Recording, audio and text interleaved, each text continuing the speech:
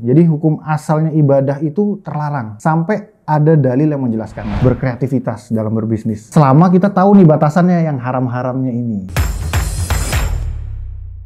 Ini estetik nih. Kalau gini masuk kamera kira-kira estetik nggak ya? Sahabat Injil kira-kira ini kalau kayak gini estetik nggak ya? Soalnya tadi ini beli es kelapa terus robek. Tapi sebelum bahas ini estetik apa enggak, kita sapa dulu sahabat Hijrah. Assalamualaikum. Wah, Giri Cestiadi kembali lagi bersama partnernya Giri. Ya, namanya dong. Ada namanya ya. Biasanya kan suka muncul otomatis, tapi nggak usah, nanti tinggal baca aja. Di Grodator seperti biasa. Kenapa kita bahas tentang estetik dari es kelapa ini, sahabat Hijrah? Karena kan es kelapa ini kita beli ya, bukan endorse ya. Jadi di episode kali ini kita akan membahas tentang jual beli. Jual beli apapun itu. Iya, contoh nih es kelapa yang kita beli robek. Apakah ini menjadi dosa buat penjualnya apa tidak? Oh, bisa jadi. Karena kan kalau dalam Islam katanya ada pengaturan dalam jual belinya gitu. Oh, bukan hanya pengaturan skor dalam sepak bola, itu beda dong. Beda. Dan telah hadir bersama kita di sini bukan Ustadz Lutfi Marikar. Tidak. Karena dia lagi sedang bersekolah di Mekah ya? Iya. Hari ini kita kedatangan siapa Gir? Ustadz siapa Gir? Ustadz siapa ayo? Ustadz Fadil. Assalamualaikum Ustadz Fadil. Waalaikumsalam warahmatullahi. Ustadz Fadil ini ada gorengan. Kalau mau silakan lanjut. Masih kenyang anak nih kayaknya nih. Kenyang. Kan gorengan punya Ustadz. Kenapa kita yang nawarin? Saya minta Ustadz. Padahal. Kalau minta ngomong kita nawarin. Bukan properti ini. Bukan properti, silakan. Ustadz Fadil, kalau boleh tahu Ustadz, umur berapa Ustadz? Ana? Iya. Ana umur 26 tahun. Wah, beda jauh sama kita ya. Jauh. Soalnya tadi kita kan sudah di opening bahas tentang jual beli nih. Contoh nih Ustadz, sebelum semakin jauh ke jual beli dalam Islam, kalau yang kayak gini gimana nih Ustadz? Kita beli nih tiba-tiba robek, masuk dosa nggak yang jualan Ustadz? Ya kita lihat gitu kan, penjualnya tahu ndak ada robeknya atau enggak ya kan? Atau memang pas sudah di jalan karena kita lalai robek atau enggak? Ya jadi kita lihat gitu. Aibnya ini, rusaknya ini di penjual atau di pembeli. Nah, seperti itu. Kalau emang dia tahu awalnya memang dia rusak terus dijemin, dosa dia. Iya, apalagi dia tahu gitu kan. Maka dia harus mengganti kan gitu. Tapi kalau misalnya sudah sampai di sini udah lama mungkin jatuh ya kan. Kita lagi bawa gitu misalkan lagi naik motor Kita yang lalai kegoyang gitu. iya kita lalai gitu.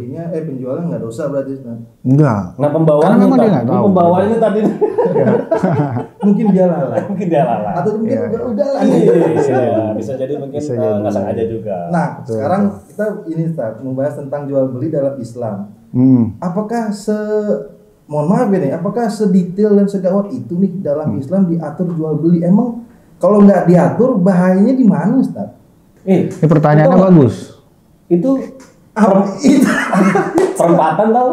Itu aja ada lampu merah, lampu kuning, lampu hijau supaya diatur. Tapi apalagi jual beli. Belok kiri jalan terus. Iya. Itu gimana Ustaz? Ya ini Masya Allah nih bener nih kata Kang Giri nih. Jalan aja ada yang ngatur gitu kan. Apalagi syariat gitu. Pemerintah bikin peraturan lalu lintas itu kan buat keselamatan pengendara. Ya benar. Sama seperti syariat kita mengatur kita dalam bermuamalah, ini untuk kemaslahatan kita.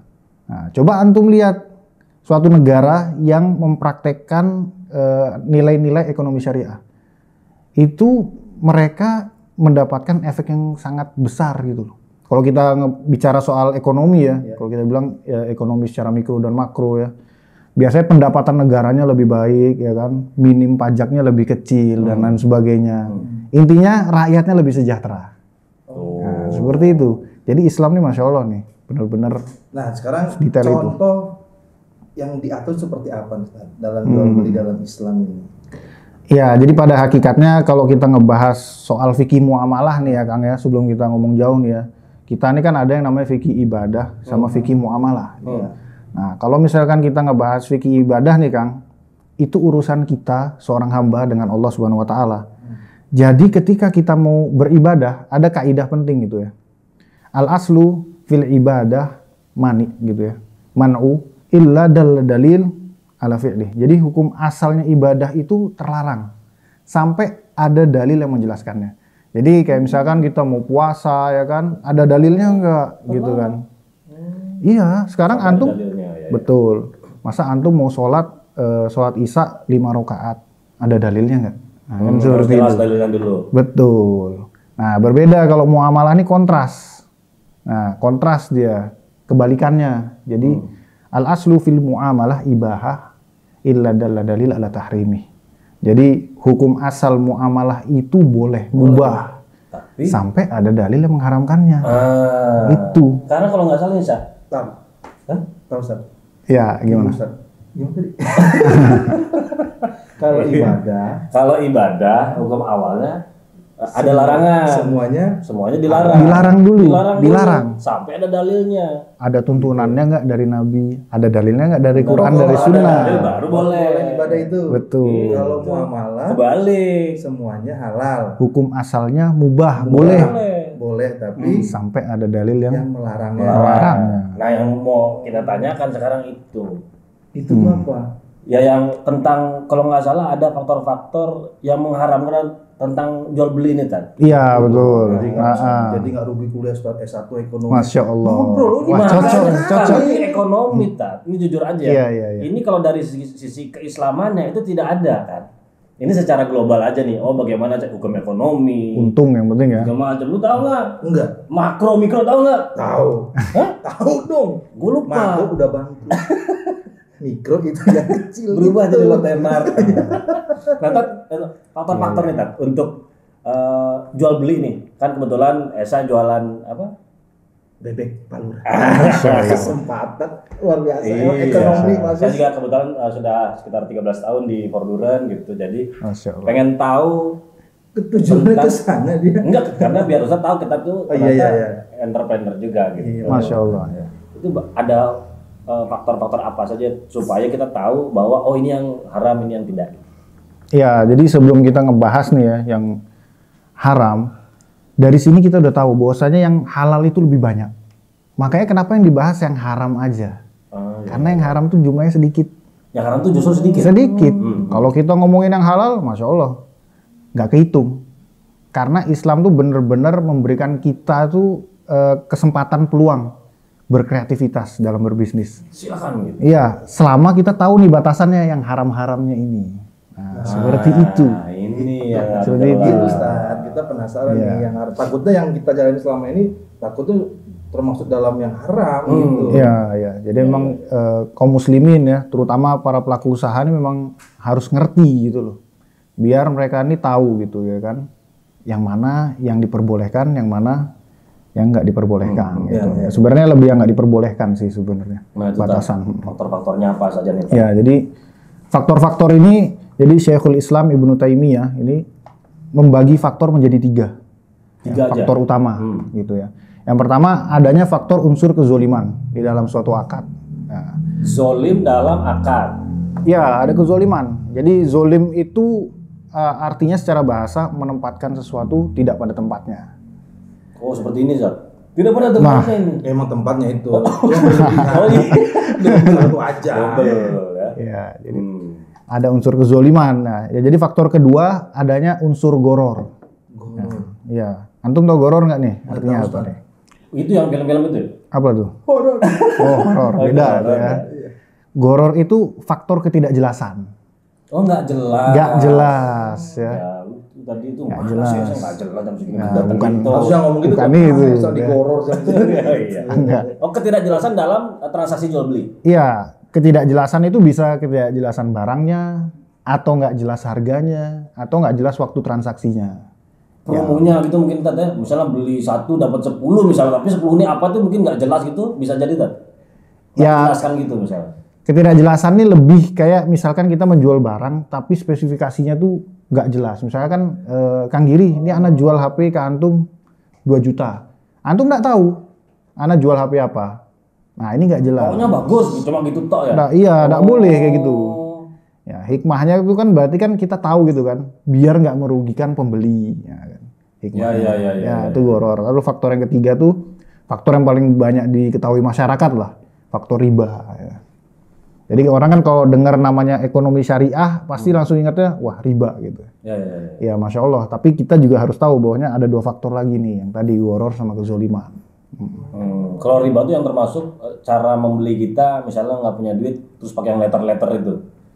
Apa letter kan ada tuh sekarang Pinjaman pinjam gitu. Ya, bayar nanti belakangan gitu. Intinya tuh riba itu adalah adanya penambahan Terhadap jumlah yang misalnya ini 1 juta jadi 1,2, caranya begini gitu Tete.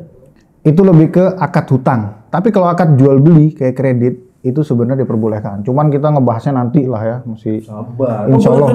Ciri-ciri dia mau kredit nih, Ustaz. Dia pengen langsung masuk ke sana, Ustaz. Ya hukum asal muamalah tuh boleh kredit.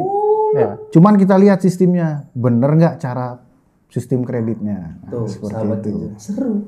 Mau ngredit.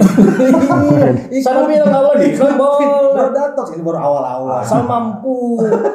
Iya dong. Apa jelas. Dan mampu, kalau lu nggak mampu dari awal udah gue nggak mampu nih kayaknya. Makanya harus ngerti makanya ilmunya. Jadi pas orang nawarin kredit kita tahu ya kan. Ini kreditnya nih akadnya sudah bener atau enggak. Nah, seperti itu. Termasuk kredit rumah tuh sebenarnya kalau akadnya jelas boleh tuh. Diperbolehkan selama memang tidak ada unsur-unsur faktor riba di dalamnya, ya kan? Tidak ada unsur kezoliman di dalamnya, tidak ada unsur gharar di dalamnya. Soalnya kan dia jual bebek netat, belum punya rumah bebeknya, mau dikreditin. Nggak perlu. Enggak perlu. Iya. Oke, kezoliman tuh berarti itu aja deh.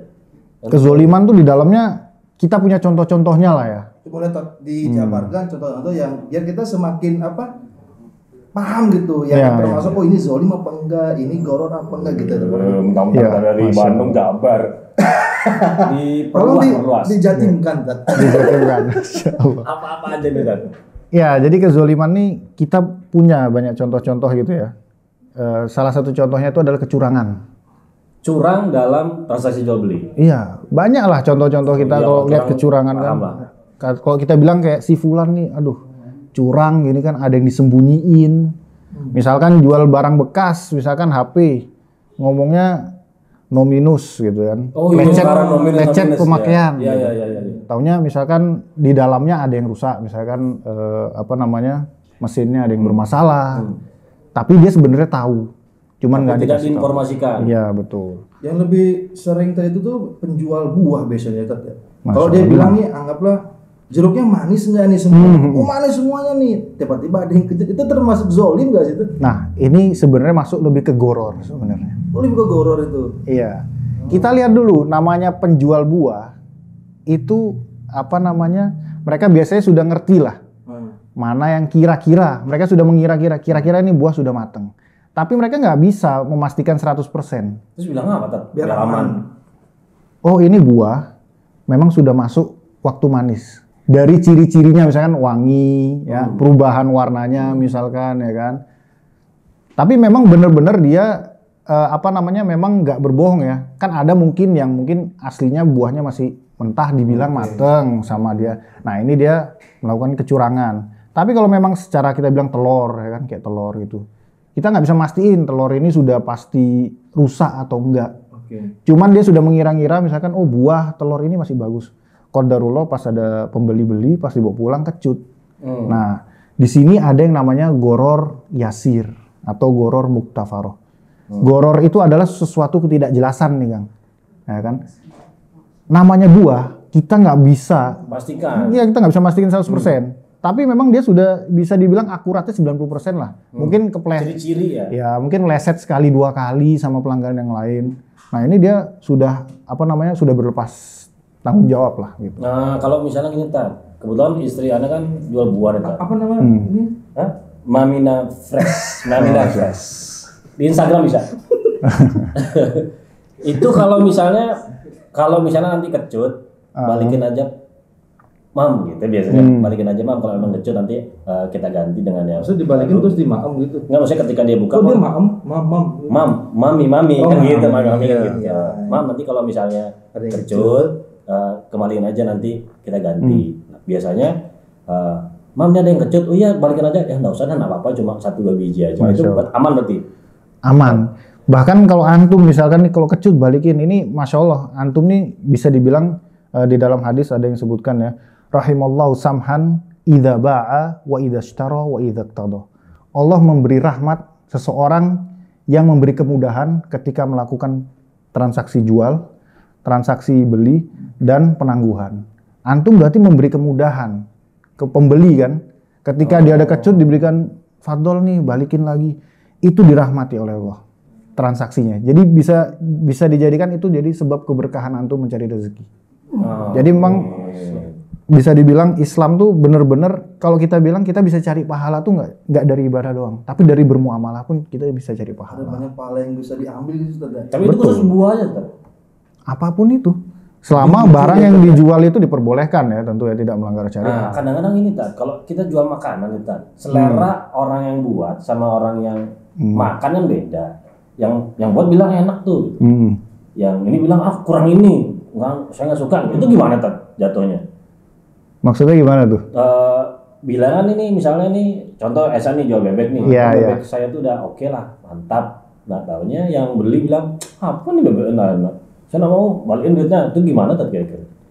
Ya, kalau masalah lidah itu masalah selera Kang, ya kan. Kita nggak bisa ngatakan, ya kan. Kita nggak bisa bilang, siapa bilang si A ngomong enak, si B nggak enak, ya kan. Ketika dia beli berarti sudah yang namanya ridho di awal akad. Jadi akad itu ada yang pertama ada objek barang, yaitu bebek tadi kan. Ada penjual, ada pembeli, ya kan. Ada Kang Esa sama misalkan Kang Giri yang beli. Pas transaksi antum sudah ridho, selesai sudah akad. Gitu. Kalau misalkan antum nggak enak ya sudah selesai. Ya mungkin antum nggak beli lagi kan begitu. Tapi Anda beli lagi nggak? Berarti enak. Gitu. Gimana Tad? Iya. Ini bakal panjang nih sebenarnya. Soalnya ini Tan, kalau ingat-ingat masalah buah, Tan, Ana pernah dulu waktu kecil-kecil itu teman Ana kan punya pohon mangga, Tan. Pohon mangga. Nah, ini biasanya ada pedagang nih. Saya beli dah nih satu pohon. Semuanya. Anda pernah dengar itu nggak boleh atau gimana ya jatuhnya? Durian tuh biasa gitu tuh. Semuanya Iya, satu pohon. Satu, tapi nggak sama pohonnya, buah yang ada lagi. Buah yang ada itu dia beli semua. Gitu. Pohonnya nggak? Pohonnya enggak. Buahnya tok. Biasanya yang pas durian tuh temen. Itu band.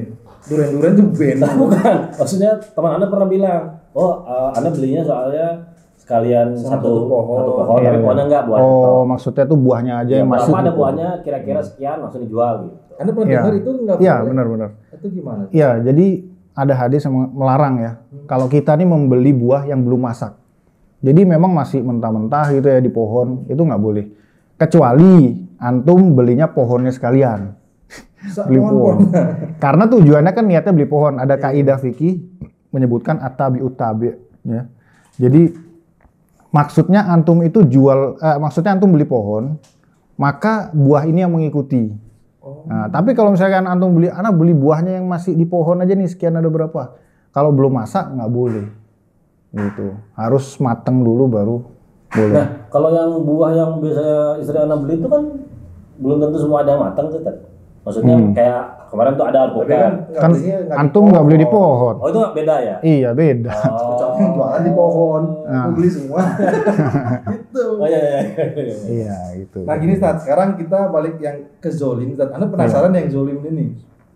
Ada apakah ibu-ibu nih, mohon maaf ya sahabat Ija yang ibu-ibu nih, kan suka nawar Ustaz. Namanya ibu-ibu kalau nawar kan sadis. Pakai acara ngambek lagi itu, dipanggil lagi. Biasanya tuh kalau nggak dikasih dia pura-pura balik, tunggu dipanggil dong baru. Nah itu sebenarnya menawar yang terlalu kasarnya sadis itu termasuk zolim nggak ke si pedagang itu? Ya jadi kalau kita ngebahas tentang tawar menawar nih ya, balik lagi ke asas awal nih, harus ridho gitu. Jadi memang kita kalau balik tadi ya, kalau misalnya nawar, kita sebagai pembeli ini kalau bisa kita ngasih bayaran yang terbaik. Ya seperti tadi contoh hadis tadi kan, Allah merahmati orang yang memberi kemudahan ketika melakukan jual beli atau penangguhan hutang, ya kan. Nah kalau misalkan dia nawar ya, namanya masya Allah ya ibu-ibu nih ya kan, pinter lah gitu ya, nawar. Pasti penjual juga ada negosiasi lah gitu ya kan. Kalau misalkan deal ya berarti sudah ridho. Cuma gitu. Terkadang Ustaz, dealnya itu sambil ambil biasa. Mukanya tuh bukan kok bete tuh. Ya tapi kan ridho apa enggak kan kita nggak tahu Tata. Yang penting udah akadnya udah jelas kan. Ya. Intinya kalau sudah terjadi negosiasi dan deal itu udah istilahnya udah ridho lah ya dibeli dan Betul. ditawar itu. Karena emang itu syarat jual beli itu tadi. Ada yang keridoan di antara kedua belah pihak gitu. Nggak boleh ada paksaan lah gitu. Kalau terpaksa, itu dia terpaksa berarti si penjual. Kalau terpaksa boleh. Sebagai contoh nih, antum lagi BU, pengen jual HP karena memang mendesak banget. Niatnya memang nggak niat mau jual HP, tapi karena kebutuhan urgent gitu kan. Antum jual HP antum. Itu ada rasa keterpaksaan, tapi akadnya sah gitu. Tapi kalau dipaksa tuh kayak antum dipalak gitu kan, atau ya disudut-sudutkan. Iya, Atau misalnya saya dipalak lah disudutkan seperti gitu. itu. Kalau beli itu dia.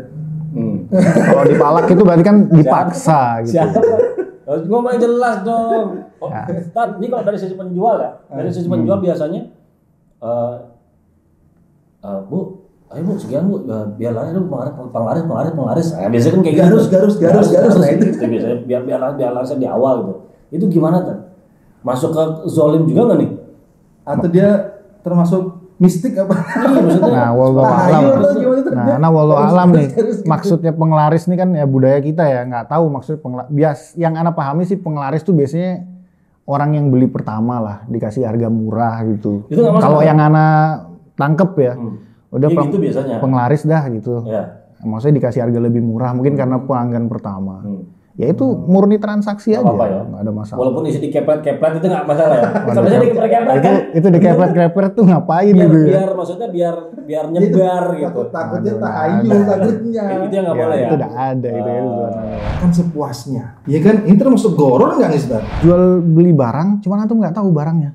Kayak zaman sekarang nih mystery box nih, kalau antum tahu nih, beli box harganya 100.000, kemungkinan besar pemenang dapat iPhone 100.000. Taunya pas dibuka bukan iPhone gitu.